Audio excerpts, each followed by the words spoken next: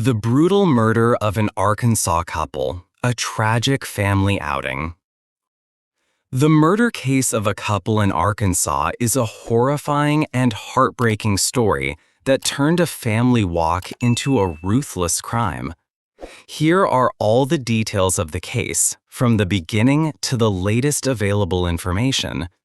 1. The incident and the victims. On a Saturday afternoon, Clinton and Kristen Brinks were walking with their two daughters, aged 7 and 9, at Devil's Den State Park in Arkansas.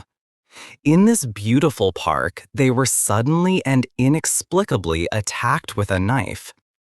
Police described the attack as completely random and unprovoked. According to the investigation, Clinton was the first to be attacked. His wife, Kristen, realizing the danger, quickly took their two daughters to a safe location away from the crime scene to save their lives. After ensuring the children's safety, she returned to help her husband, but was also attacked and killed. The mother's sacrifice ensured that her daughters were unharmed. 2. The suspect and his arrest. Immediately after the incident was reported, police launched an extensive search. Over 500 leads were gathered from local residents and witnesses, all pointing to one person, Andrew James McKean, a 28-year-old man. McKean, who had recently moved to Arkansas, was identified and arrested 5 days later at a barber shop while getting a haircut. Strong evidence against McKean included DNA match. His DNA sample matched evidence found at the crime scene.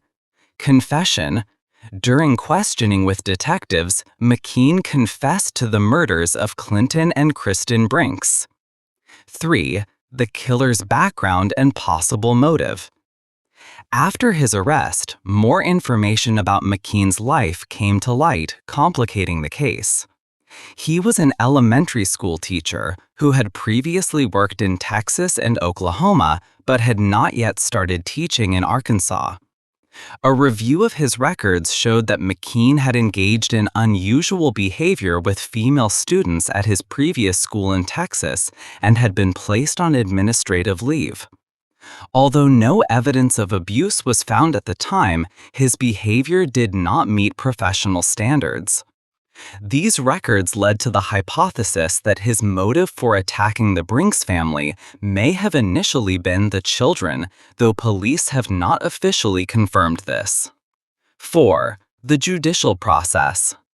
McKean's case quickly moved to the judicial phase. In his first court appearance, he was charged with 2 counts of capital murder. The most important points of this hearing were: denial of bail. Bail was denied and McKean will remain in custody until the main trial. Possible penalty. The prosecutor announced that due to the severity of the crime, the death penalty would be considered and would not be taken off the table. Children's testimony. The 2 daughters of the victims may potentially testify as key witnesses. Under Arkansas law, to prevent further emotional trauma, children can testify remotely without being in the same room as the defendant. Currently, the case is in the evidence-gathering phase, and a date for the final trial has not yet been set. Mental and emotional state of the suspect. After his arrest, Andrew James McKean's appearance drew significant media attention. His mugshot showed him with a vacant, exhausted stare.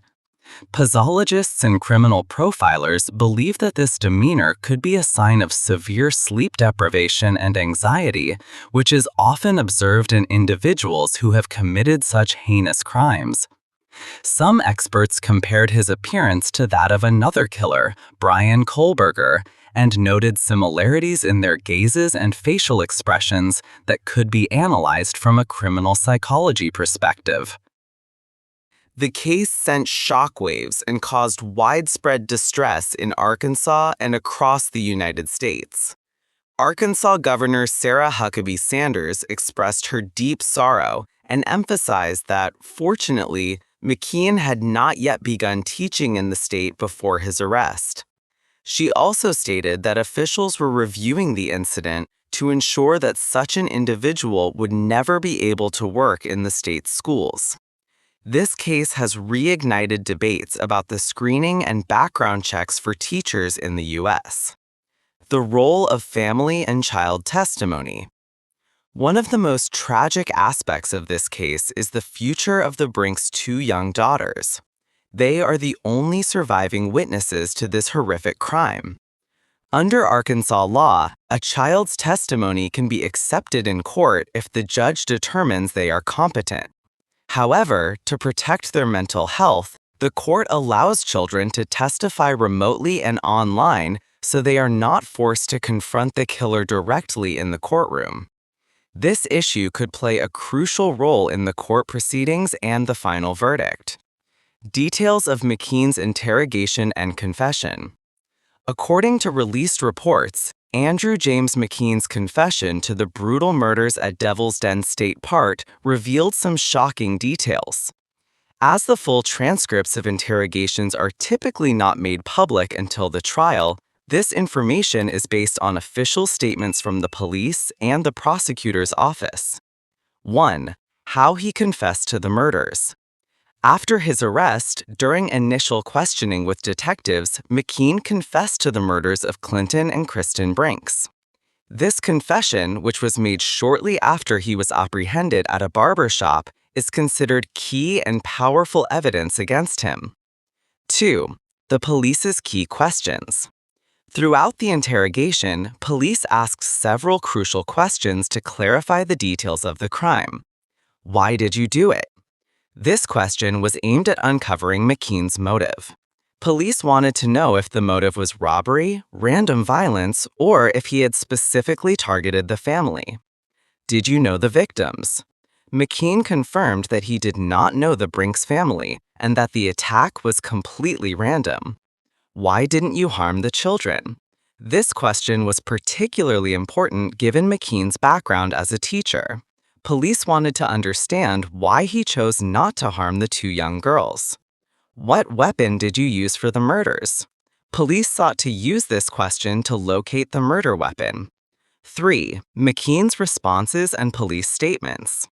Based on the information gathered during the interrogation, police and the prosecutor stated that the murders were completely random and ruthless. They emphasized that there was no prior connection between McKean and the Brinks family, and that no specific motive for the crime had been disclosed. Police also praised the unparalleled bravery of Kristen Brinks for saving her daughters' lives, calling her actions a heroic sacrifice. They noted that her sacrifice helped investigators quickly realize the family had been attacked and begin their investigation. 4. The police's stance on the case. In a joint statement, the Arkansas State Police and the local sheriff's department announced that the case was a top priority for them and thanked the local community for providing leads. They also offered their condolences to the Brinks family and pledged to seek justice for them. Motive for the murders and why the children were spared.